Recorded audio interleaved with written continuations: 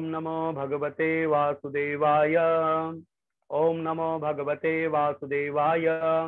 नारायणं नमस्कृत्यं नरं चैव नरोत्तमं देवीं सरस्वतीं व्यासं ततो जयमुदीरये। नश्च प्रायेषु भद्रेषु नित्यं भागवत सेवया भगवतीरुत्तम श्लोके भक्तिर्भवति नैष्टिकी। ओम अज्ञानतिमिरान्धस्य ज्ञानाञ्जनशलाकया चक्षुरुन्मिलितं येन तस्मै श्रीगुरवे नमः। नमो विष्णुपादाय कृष्णपृष्ठाय भूतले श्रीमतिर्भक्तिवेदान्त स्वामिनिति नामिने। नमस्ते सारस्वती देवे गौरवाणी प्रचारिणे निर्विशेष शून्यवादी पाश्चात्यदेशतारिणे। जय श्री कृष्ण चैतन्य प्रभु नित्यानंद श्री अद्वैत गदाधर शिवासदि गौर भक्तवृंद। हरे कृष्णा कृष्णा कृष्णा हरे हरे, हरे राम राम राम हरे हरे। यं ब्रह्मा वरुणेन्द्र रुद्रमरुता स्तुवन्ति दिव्येस्तवे वेदासाङ्गपत्रमुपनिषदे गायन्ति यं सामगा। ध्यानावस्थित सद्गतेन मनसा पश्यन्ति यं योगिनो यत्यातं न विदुसुरासुरगणाः। देवाय तस्मै नमः।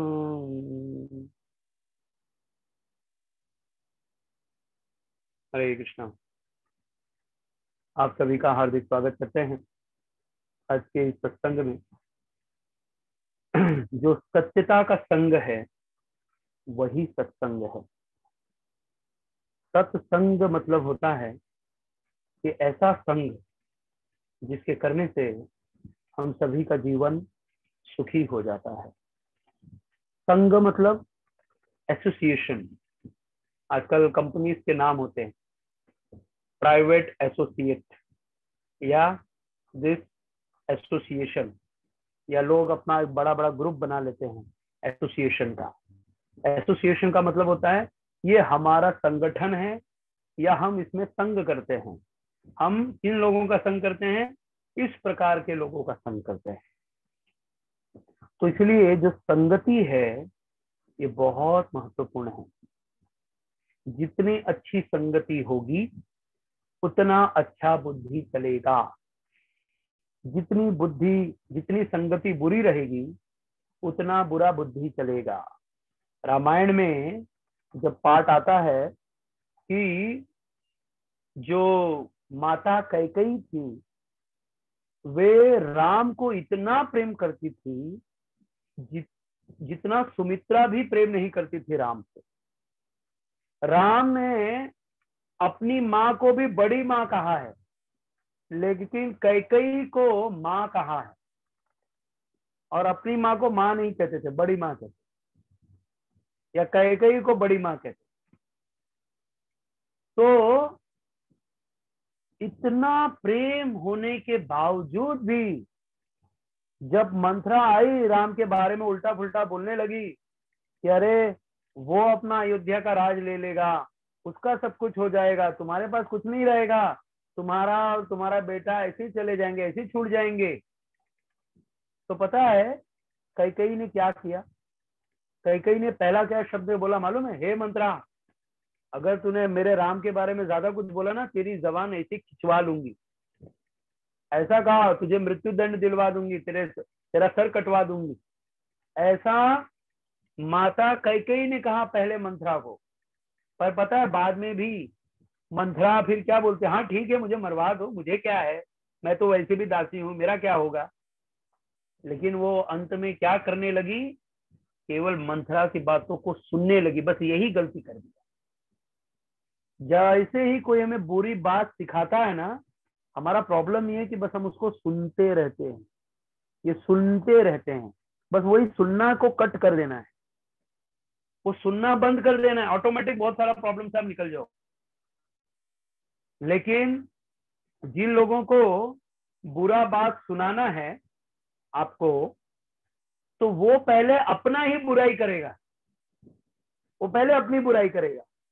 अरे ठीक है, मेरा क्या जाता है, मेरा कौन सा नुकसान हो रहा है, मैं तो बस तुम्हारे फायदे के लिए, मैं तो चाहती हूँ कि तुम मेरी सखी हो, तुम्हारा दुख मुझसे देखा नहीं जाता, इसलिए तो मैं कल तुमसे गलत काम कहने के लिए कह रहे। तो गलत काम का विचार जल्दी किसी का नहीं बनता है, लेकिन लोग उसे इस तरीके से मजबूर कर देते हैं, ऐसी संगति दे देते हैं अपनी, कि वो मजबूर होकर के गलत कार्य करता है। जैसे शराब पीना कोई माँ के पेट से तो सीख के नहीं आता, खाना खाने की आदत उसको पड़ी रहती, खाना दूध कैसे पीना है, निगलना कैसे है, इसका ट्रेनिंग किसने दिया? इसका ट्रेनिंग तो किसी ने नहीं दिया, पर वो करता है क्योंकि वो उसकी आवश्यक, भगवान ने वो सिस्टम बनाया। लेकिन जब वो शराब पीता है, हाँ, वो सुरापान करता है, वो कहाँ से करता है, कैसे करता है? माँ के पेट से तो सीखा नहीं, तो आया कहाँ से आया? एसोसिएशन। तो ये इम्पोर्टेंट है कि आप किसके साथ रहते हो, किससे बात करते हो, कहाँ काम करते हो, ये सब कुछ निर्भर। अगर आपका लाइफ ऐसा है कि आपको हमेशा बुरा काम करना पड़ता है, change your job, change your business, वो काम बंद कर दो, उसको बदल दो। भूखे नहीं मरोगे, ये बात की गारंटी तो मैं देता हूँ आपको। लेकिन अगर आपको बुरा काम करके अगर उससे पेट भरना पड़ रहा है, तो उससे ज्यादा अच्छा ऑप्शन है कि खुद जाकर के पानी में डूब मरना चाहिए। क्योंकि अगर हमारे वजह से 100 लोग मरने वाले हैं, तो इससे अच्छा है कि हम ही मर लेते हैं, क्यों हम 100 लोगों को मारे। लेकिन अगर हमारे वजह से 100 लोगों का जीवन जीने वाले हैं, वो बचेंगे, तो हमें वैसा कुछ अच्छा काम करना चाहिए। इसलिए एसोसिएशन मोस्ट इंपॉर्टेंट, अच्छी संगति रखनी बहुत जरूरी है। तो चाहे आपका काम हो, चाहे आपका बिजनेस हो, चाहे आपका घर हो, चाहे आपके लोग हो, ये सब लोग अगर अच्छी बातें करते हैं तो उनके साथ संगति करनी चाहिए। लेकिन अगर बुरी बातें करते हैं तो बाबा रे, इनसे दूर होना जाना चाहिए। अभी इसी में भला है, अरे उनको बुरा लग जाएगा तो वैसे भी वो कौन सा हमारा अच्छा करने वाले हैं। जो बुरे लोग होते हैं वो किसी के अच्छे नहीं होते, नहीं देखते। आपका बुरा है उनसे करेंगे, उनका बुरा है आपसे करेंगे, इनका तो काम है करना। और पता है, ये गरुड़ पुराण में तो हम लोग पाप के बारे में बहुत कम ही सुनते हैं। निंदा जो है किसी की भी नहीं करनी चाहिए, लेकिन निंदा सुनने वाला और निंदा करने वाला, ये दोनों को 8-8 घंटे निंदा करेंगे, किसी की बुराई करते बैठेंगे, उनको बड़ा सुख मिलता है। लेकिन शास्त्र में ये नहीं बोला किसी साधु की बुराई बुराई नहीं करनी चाहिए, ये भी नहीं करनी चाहिए। अगर आपको जिस व्यक्ति के लिए अगर आप बुराई कर रहे हैं, उसके लिए बुराई इसलिए कर रहे हैं क्योंकि वो नहीं है, तो जैसे ही वो व्यक्ति आ जाता है तो कोई कुछ नहीं बोलेगा। और वो व्यक्ति अगर पूछता है भाई मेरे से कुछ प्रॉब्लम है क्या, नहीं नहीं सब अच्छा है, सब ठीक है, सब ठीक है। और जैसे ही वो यू टर्न मारेगा, तुरंत देखा आया था इधर बात सुनने के लिए। तो ये बुद्धि जो विचारधारा हम बनाते हैं, इसी को कहते हैं संगति। हमारी संगति कैसी है, यही सब कुछ हम पर निर्भर करता है। तो आज मैं और इन सब बातों से और जोड़ना चाहता हूं आपको। तो ये जो संगति ही है हमारा जीवन बदलती। तो मान लीजिए आपकी आयु है 25 वर्ष की, और आपने जीवन में बहुत सारा प्लान करके रखा है, और आपने अपने लाइफ को ऐसे बनाया, ऐसे ट्रेनिंग लिया, ऐसे नॉलेज लिया, आप सक्सेस प्राप्त कर गए।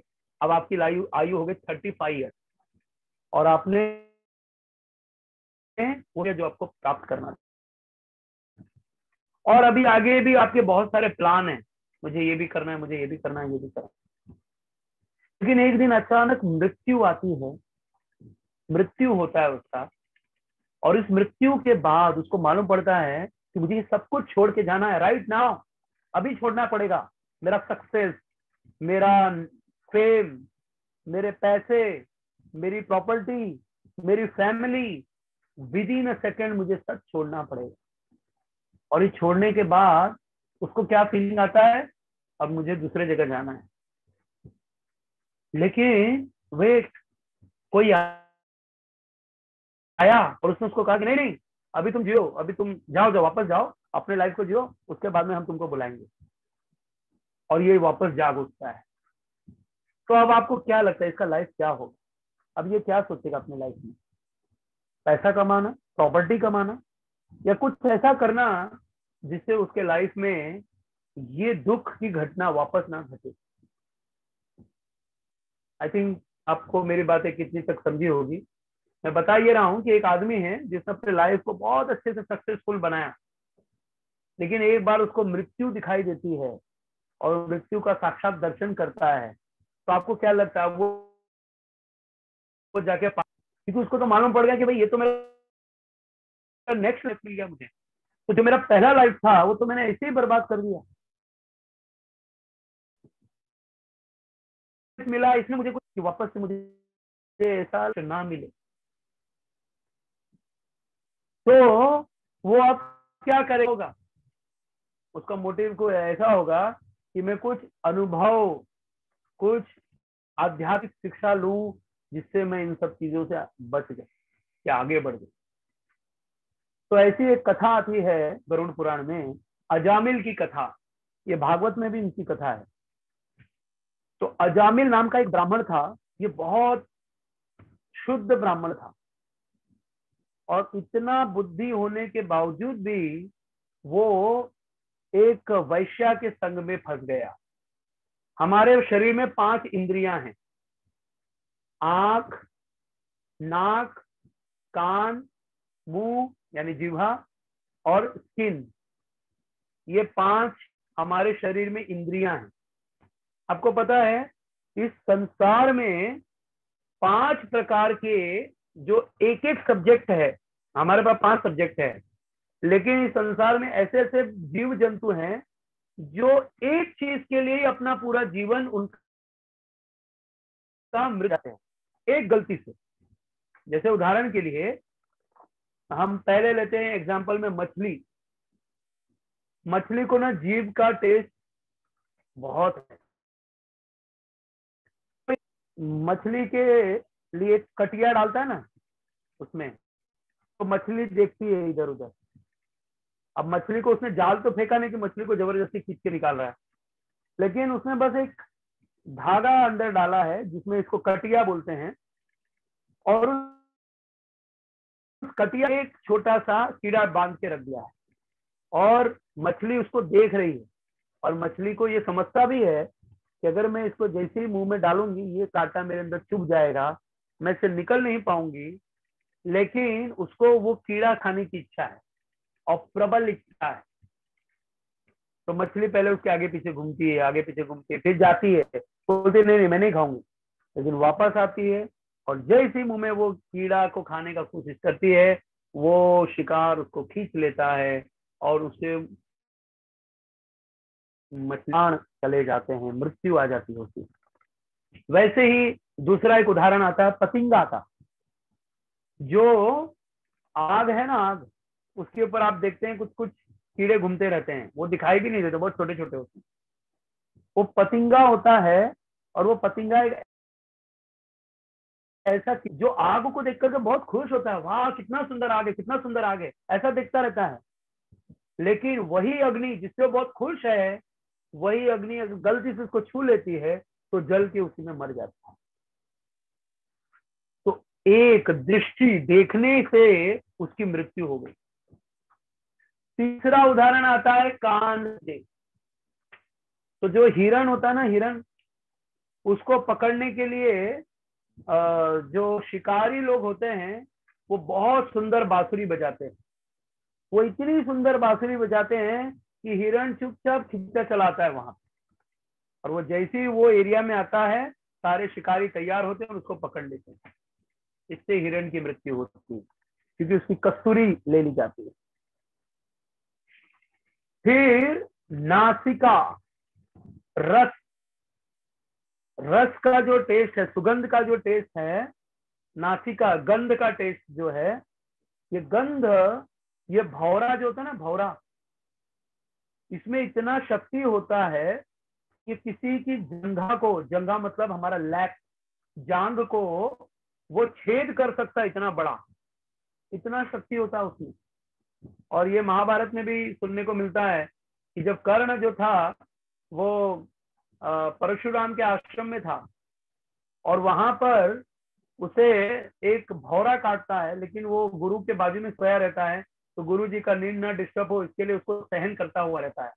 और सहन करते करते वो भौरा उस कर्ण के जांग को पूरा छेद देता है, भेद देता है, इतना खड्डा कर देता है, लेकिन फिर भी कर्ण हिलता नहीं। तो एक भौरा जिसमें इतनी शक्ति होती है, सुगंध की छेद करने की शक्ति होती है, वो भौरा जब कमल के फूल में जाता है ना, तो उसको इतना अच्छा सुगंध मिलता रहता है ना कि उसी में। और लेकिन कमल पुष्प का एक प्रॉब्लम है कि जैसे सूर्य अस्त होता है, कमल पुष्प फिर से बंद हो जाता है, और जब सुबह सूर्य उगेगा तभी वो खुलेगा। तो ये जो भौरा होता है, ये उस कमल पुष्प के अंदर चला जाता है, और जब सूर्य अस्त हो जाता है, सनसेट हो जाता है, तो फिर वो कमल बंद हो जाता है, उसमें ऑक्सीजन नहीं आती, लेकिन उसकी सुगंध को लेने के लिए वो उसी में पड़ा रहता है और उसी में घुट घुट के मर जाता है। और जब कमल खुलता है सुबह, तो उसमें उसका मृत्यु हुआ शरीर रहता है, मरा हुआ पाया जाता है, केवल एक सुगंध लेने के लिए। और हाथी, टच करने से, एक हाथी जो होता है उसको जब शिकारी लोगों को पकड़ना होता है हाथी को, तो वहां पे फीमेल हाथी लेके जाते हैं, शी हाथी। तो फीमेल हाथी को लेके जाते हैं और फीमेल हाथी ट्रेंड रहती है, उसको बताया जाता है कि तेरे को जाना है, उस मेल हाथी को ऐसे बस टच करना है और भाग के वापस आना है।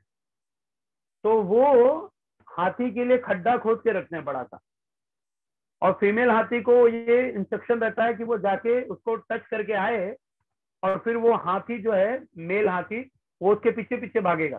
पर वो शी हाथी जो होती है वो साइड से भाग के आ जाती है और देखती है कि वो उधर खड़ी है, तो जो मेल हाथी है सोचता है अरे सामने ही है, चलो मैं इसका जाके संग करूंगा, और जैसे ही जाता है बीच में खड्डा होता है, उसमें गिर जाता है, और इस प्रकार वो फंस जाता है। तो ये लोग एक एक इंद्रिय से, ये 5 जीव, इनका एग्जाम्पल दिया हमने, ये लोग एक एक इंद्रिय की वजह से फंस जाते हैं। और हमारे पास 5 इंद्रियां प्रबल हैं, ये पूरा एक्टिव रहती है हमारे 5 इंद्रियां, और ये हमेशा उस सब्जेक्ट के लिए लालायित रहती है। जैसे आंखें सुंदर दृश्य देखना पसंद करती है, फिर होठ, अरे यानी जिह्वा, ये कुछ रस खाना पसंद करता रहता है।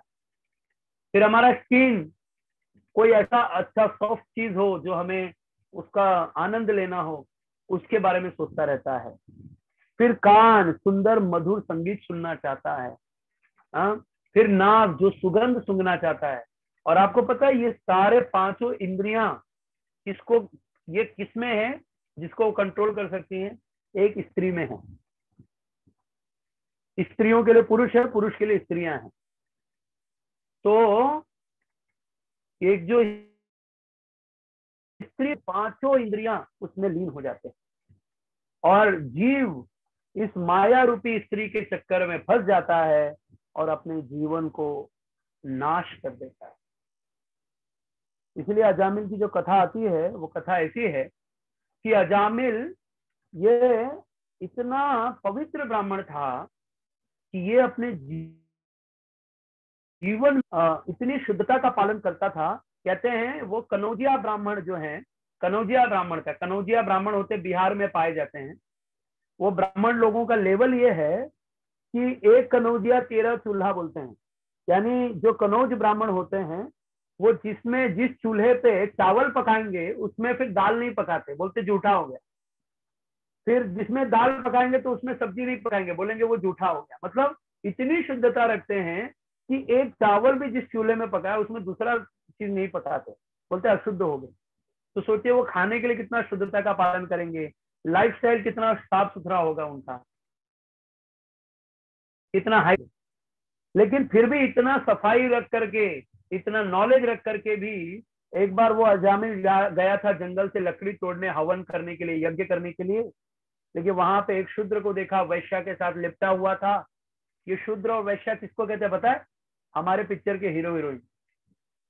शूद्र किसको बोलते हैं? जाति वाले को शूद्र नहीं कहते, तो मैक्स मुलर की वजह से जात पात आया। शूद्र उसको कहते हैं जो गंदा काम, गलत काम करने के लिए सोचता भी नहीं, उसको शूद्र कहते हैं। वो लोगों के बीच में जाके गाली देगा, लोगों के बीच में जाके जोर जोर से हंसेगा, लोगों के बीच में जाकर के अपनी पत्नी या स्त्री की, किसी भी स्त्री के साथ चुम्बन करता रहेगा। ऐसे गलत गलत कार्य करते रहते हैं, इनको जरा भी शर्म नहीं आती। यही लोगों को शूद्र कहा जाता है। अगर आपको शूद्र का डेफिनेशन जानना है तो इनको ही शूद्र कहते हैं। और वैश्या किसको कहते हैं? जो अपने भी पर पुरुष को स्पर्श भी करती है, छूती भी है अगर, तो उसको वैश्या कहा जाता है। हाँ, बट ये उनके लिए है जिनकी मानसिकता केवल ये है कि बस वो पुरुष का संग करे, ये मानसिकता। ऐसी स्त्रियों को वैश्या कहा जाता है। अब इस तरह के जो डॉक्टर हैं वगैरह वगैरह, उनके लिए बात है। प्रभु जी, आपका आपका थोड़ा नेटवर्क बीच बीच में ना अटक रहा है वीडियो, प्रभु जी। अच्छा, मैं ये निकाल दूं क्या हेडफोन? शायद आई थिंक इसकी वजह से हो रहा है। प्रभु जी, वीडियो अटक रहा है, मे बी नेटवर्क आपका अनस्टेबल है। तो मे भी पता नहीं, यहाँ का कुछ दिनों से बहुत इंटरनेट इश्यू हो रहा है। यहाँ मोबाइल भी नेटवर्क भी स्लो है, तो उससे भी कनेक्ट नहीं कर सकते। अभी वो ठीक है। तो और फाइन। सुनाई दे रहा है या पूरा बीच का सब्जेक्ट ही गायब हो जा रहा है, ऐसा कुछ हो रहा है क्या? नहीं नहीं प्रभु, सुनाई दे रहा है, सिर्फ वीडियो आपका बीच बीच में अटक जाता है। Video is fine, voice is clear ना प्रभु? यस प्रभु, यस। Okay, thank you. तो मैं कह रहा था कि जैसे जो नर्स हैं, डॉक्टर्स हैं, इनका इनको इनको इस प्रकार का कोई पाप या उनको इस प्रकार नहीं कहा जाता। ये उन वैश्याओं को कहा जाता है केवल पुरुषों का संग करने के लिए या उनसे धन कमाने के लिए पर पुरुष का संग करती है, उसको वैश्य कहा गया।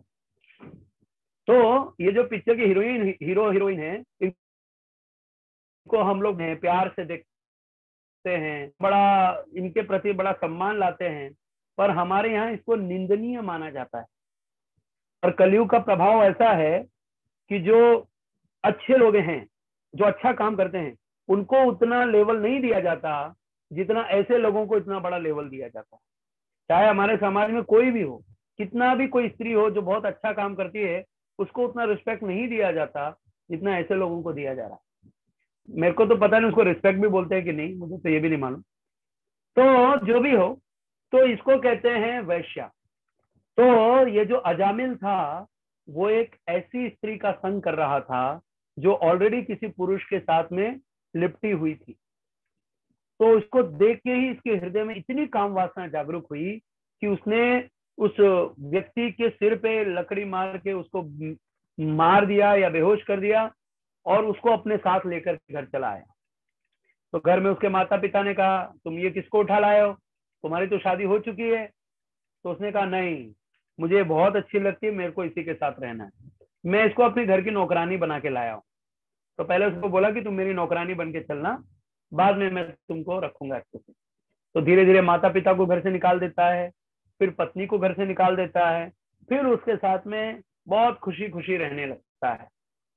तो जो वैश्या होती है, जो स्त्री होती है, ये वैश्या स्त्री, ये क्या करती है, उसको बोलती है, देखो अगर तुम चाहते हो मैं तुम्हारे साथ रहूं तो तुमको मेरा हर डिमांड पूरा ही करना पड़ेगा, मैं कुछ भी कंप्रोमाइज नहीं करने वाली। तो उसको बोलती थी, जाओ आज मुझे ये वाला नेकलेस चाहिए, आज मुझे ये वाला कपड़ा पहनना है, आज मुझे ये होटल में खाना है। तो ये अजामिल जो था तो ब्राह्मण था, अब इसको इतना कोई पैसा तो मिलता नहीं था, और ये सारे चीज तो पैसे से आते हैं। तो ये चोरी करने लगा। तो चोरी करते करते एक समय ऐसा आ गया कि चोरी करने के बाद भी उसका धन से पूर्ति नहीं होती। फिर ऐसे करते करते, पाप करते करते, सोचिए इतना शुद्ध ब्राह्मण था, लेकिन एक वैश्य अपना पूरा जीवन बर्बाद कर दिया, उसने नष्ट कर दिया, ध्वस्त कर दिया उसको। फिर उसके बाद में वो ये पाप करके आगे जैसे बढ़ने लगा तो उसके जीवित गए 70 वर्ष का हो गया।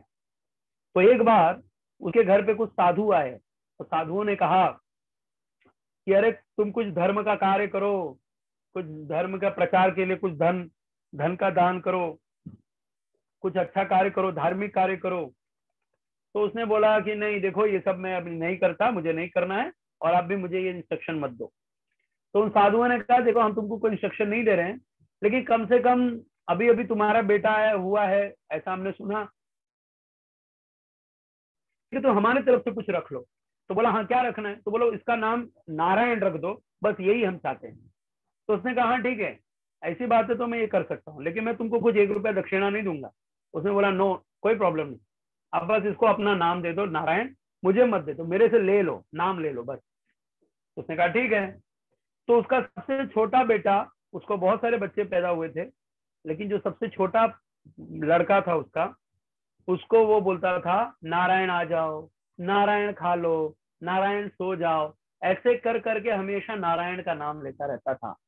और ऐसे नारायण का नाम लेते लेते लेते लेते उसके इतने भयावह सारे पाप नष्ट होने लगे, लेकिन पाप पूरा नष्ट नहीं हुआ था।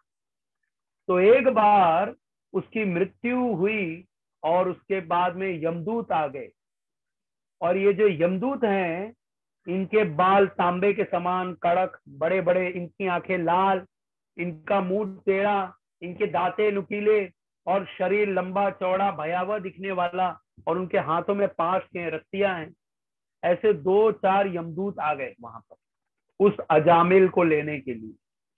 तो जब वो अजामिल को रस्सी पकड़ के खींच के निकालने लगे, तो इतने में वो जोर से चिल्लाया नारायण नारायण।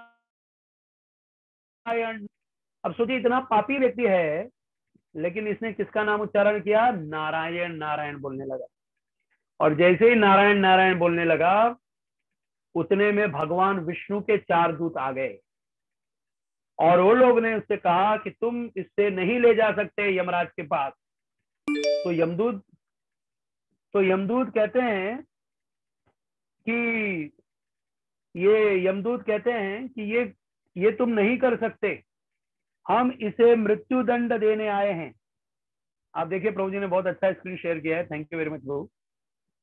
तो यमदूत इसे लेने आए हैं, और आप देख सकते हैं यहाँ पे 4 विष्णु भगवान के दूत हैं, और इसके अलावा यम के दूत हैं। तो ये जो यमदूत हैं, ये लोग इन विष्णु दूतों को देख करके बोलते हैं कि अरे तुम कैसे आकर के रोक सकते हो हमें, हम इसे किसी भी प्रकार से लेके जाएंगे, हम इसे कैसे भी लेके जाएंगे, क्योंकि जो हमारे बॉस हैं यमराज जी, उनको कोई रोक नहीं सकता, उनसे बड़ा शक्तिशाली दुनिया में कोई नहीं। तो ये जो यम के दूत थे, ये बहुत स्ट्रांग थे अपने काम करने के लिए, बहुत निष्ठावान थे। तो उन भगवान विष्णु के दूतों ने कहा कि तुम इसे इसलिए नहीं लेके जा सकते क्योंकि इसने अंत समय में नारायण का नाम लिया है। और उसने बोला तो क्या हुआ, इसने नारायण का नाम लिया, इसने अपने जीवन में कितना पाप किया है, तुमने देखा नहीं इसका लिस्ट? ये देखो इसका लिस्ट, ये लिस्ट का इतना बड़ा पेपर है, इसके हाइट से भी बड़ा इसका पाप है।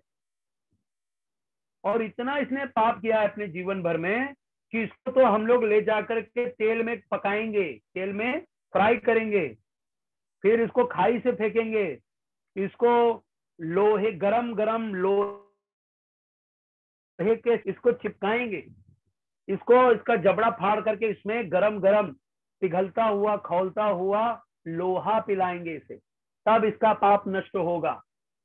तो विष्णु के दूत कहते हैं भले ही इसने बहुत सारा पाप किया है तो क्या हो गया, लेकिन इसने एंड मोमेंट पे भगवान का नाम लिया, हरे कृष्णा कृष्णा कृष्णा हरे हरे, हरे राम राम राम हरे हरे। इसने अंत समय में भगवान का नाम लिया है, इसलिए इसके सारे पाप नष्ट हो जाएंगे, और अब ये केवल भगवान के धाम जाएगा, विष्णु के धाम जाएगा और कहीं नहीं जाएगा। तो ये बात सुन करके जो यमदूत थे वो बोलते नहीं, ये पॉसिबल ही नहीं है, ऐसा हुआ ही नहीं है, ऐसा हो ही नहीं सकता। तो फिर वो लोग उससे जबरदस्ती खींचने की कोशिश करते हैं। तो उस समय यमदूत जो विष्णु दूत होते हैं फिर वो उनको डरा देते हैं, क्या करते हैं, वो झगड़ा नहीं होता वास्तव में, पर ऐसा डरा देते हैं कि अगर तुम लोग अगर नहीं इसको छोड़े तो हम तुमको मार देंगे यहाँ अभी के अभी। तो वो लोग डर के मारे यमदूत भाग के चले जाते हैं यमराज जी के पास और यमराज जी से बोलते हैं कि अरे हम तो गए थे एक अजामिल को लेने जिसने बहुत पाप किया था, लेकिन क्या आपसे भी ज्यादा कोई शक्तिशाली इस दुनिया में जिसके दूत हमसे छुड़वा के उसे मुक्त कर देते हैं और आपको कहते हैं कि यमराज अब कुछ नहीं करेंगे।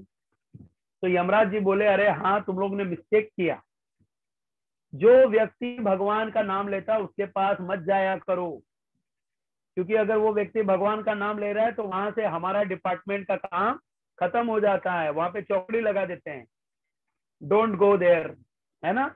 जैसे हम वन वे देखते हैं ना, अपना कार से जाते रहते हैं, सड़क से जाते रहते हैं, तो लिखा रहता है नो एंट्री, आप यहाँ से रॉन्ग वे में नहीं जा सकते।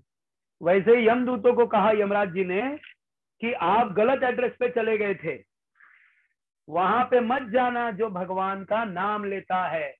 हरे कृष्णा कृष्णा कृष्ण हरे राम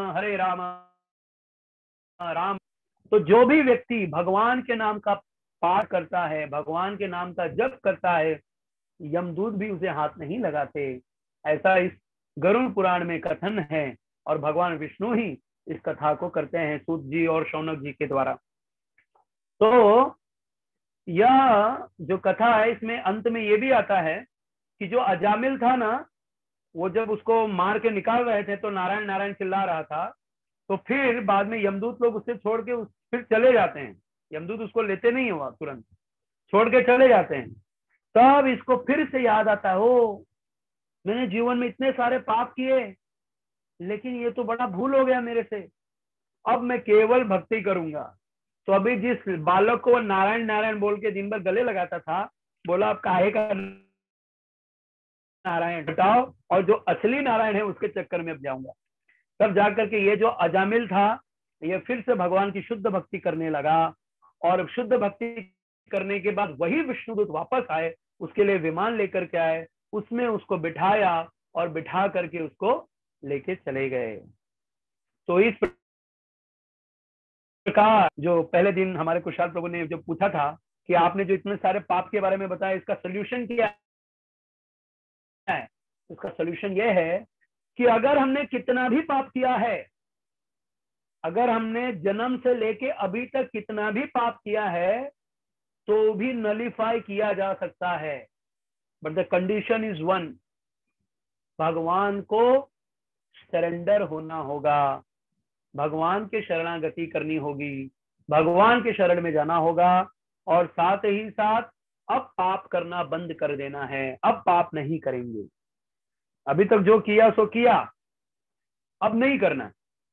तो क्या करना है क्या नहीं करना ये तो जान लिया, अब क्या करना है ये जानते हैं।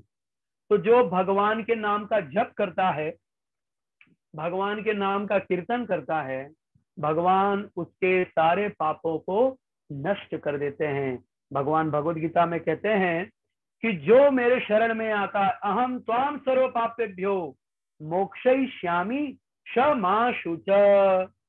भगवान कहते हैं तुम चिंता मत करो, मैं उसे निश्चित रूप से मुक्ति दे दूंगा जो मेरे शरण में आ जाता है। तो भगवान ने ये नहीं कहा कि इसका मतलब है कि बस वो बाकी अपना काम छोड़ के मेरे पास आया। भगवान ये कहते हैं मेरे शरण में आया है, में जाना और भगवान के पास बैठे रहना, ये दोनों में फर्क है। जैसे कुछ लोग होते हैं मंदिर में जाते हैं, लेकिन जैसे हमारे राधा रास बिहारी मंदिर में, इस्कॉन जुहू में, मुंबई में, लोग मंदिर में आते हैं दर्शन करने के लिए, और दर्शन करते करते उधर बहुत बड़ा झूमर लगा है, बहुत बड़ा झूमर लगा है। तो उसको कितने लोग भगवान को ना देख करके झूमर को देख के ही चले जाते हैं। फिर कोई उनको पूछता है आप इस्कॉन मंदिर गए, तो बोले हाँ हाँ बहुत अच्छा मंदिर है, लेकिन जिस मंदिर में जो भगवान बैठे हैं उसको तो देखा ही नहीं। वो झूमर देख के चले आते हैं और बोलते हैं हाँ हमने भगवान को देखा, बहुत अच्छे थे, लेकिन उनकी दृष्टि ही नहीं की वहां तक। तो ऐसा नहीं है कि आप भगवान के मंदिर गए तो भगवान आपको मिलेंगे। केवल मन से भगवान के शरण में जाना है, भगवान को प्रार्थना करनी है कि हे प्रभु बस मैं आपका हूं और मैं आप ही की सेवा करूंगा, मुझे और कुछ नहीं चाहिए। तो भगवान ये कहते हैं कि जो मेरी शरण में आता है, ऐसा नहीं है कि उसका नुकसान हो जाता है, ऐसा है कि उसका पूरा पूरा, और ये भगवान की असीम कृपा है कि वो लोग हमें ये मनुष्य जीवन दे देते हैं। भगवान, हम लोग इसके योग्य नहीं हैं, हमने ऐसा कोई काम नहीं किया कि हमको मनुष्य शरीर मिलेगा। बस ये भगवान की कृपा होती है कि okay this time take it, चलो वापस से दे दिया तुम। जैसे करोड़पति अगर कह दे कि जाओ आज से ये घर आपका, तो हमें कितना अच्छा लगेगा। वैसे भगवान ने एक बॉडी दिया है, बनाया है, जिससे हम इस चक्रव्यूह से बाहर निकल सकते हैं। तो हमको भगवान ने, हम गए बार बार रोज जाके भगवान के आगे प्रार्थना करते थे, बार बार उनको अटेंडेंस लगाते थे, बार बार एप्लीकेशन देते थे, इस बार can you give me next chance, last chance, can you give me second chance, can you give me second chance, इस बार मनुष्य जीवन दे दो, मैं पक्का आपकी भक्ति करके यहाँ से निकल जाऊंगा, मैं वापस नहीं आऊंगा, इस बार लास्ट टाइम दे दो, लास्ट टाइम दे दो। तो भगवान ने सोचा चलो अब ये बार बार बोल रहा है तो ठीक है, चलो देखते हैं। तो हमें ये लाइफ दे दिया, लेकिन जैसे हमें लाइफ मिल जाता है हम फिर से भूल जाते हैं कौन भगवान, किसका भगवान, भगवान है भी या नहीं, भगवान निराकार है साकार है, इसमें झगड़ा करते रहते। हमको जो भगवान ने जीवन दिया है और इंडिकेट भी करते रहते हैं, कभी साधु के द्वारा, कभी किसी के माध्यम से, कभी नॉलेज के माध्यम से, कभी ग्रंथ के माध्यम से, कभी किसी व्यक्ति के माध्यम से हमारे कान में ये बात पहुंचता है भगवान है, उनके शरण में जाना है।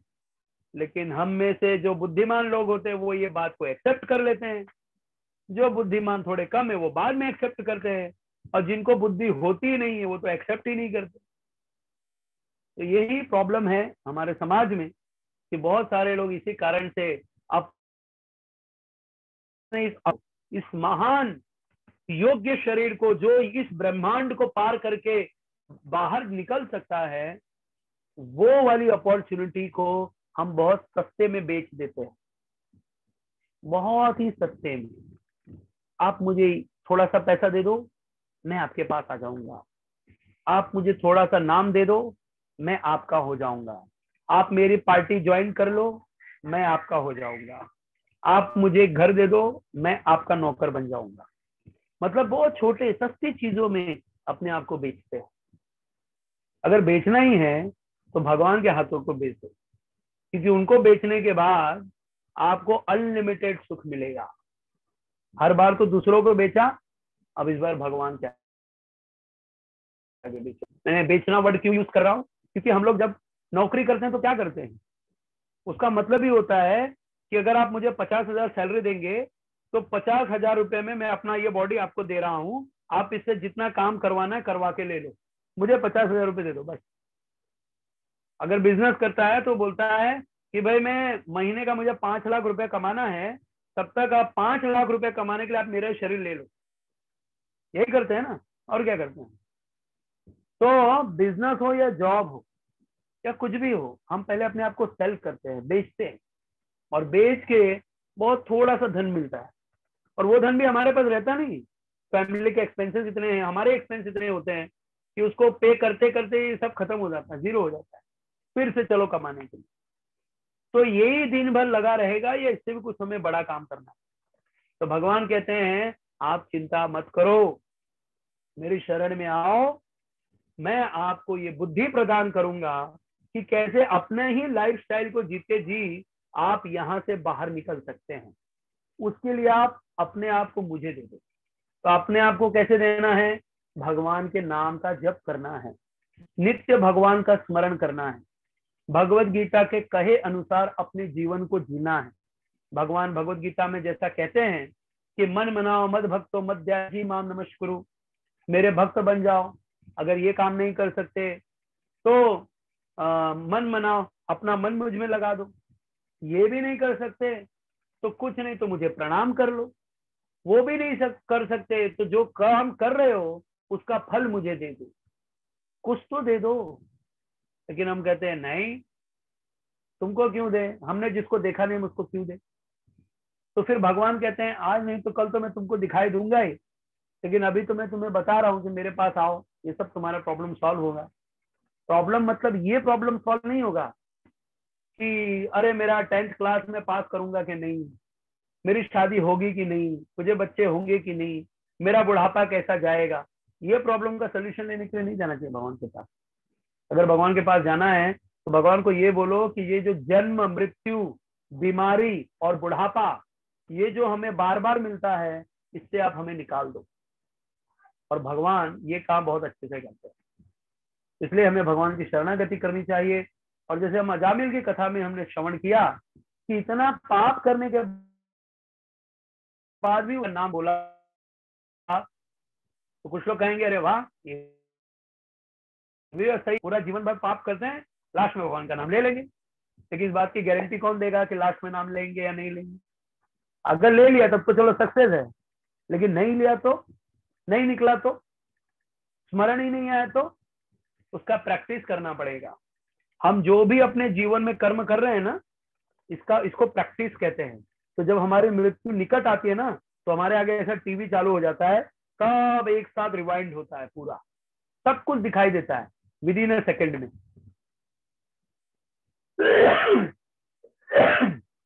तो इसलिए हमें अपने जीवन में प्रैक्टिस करना चाहिए।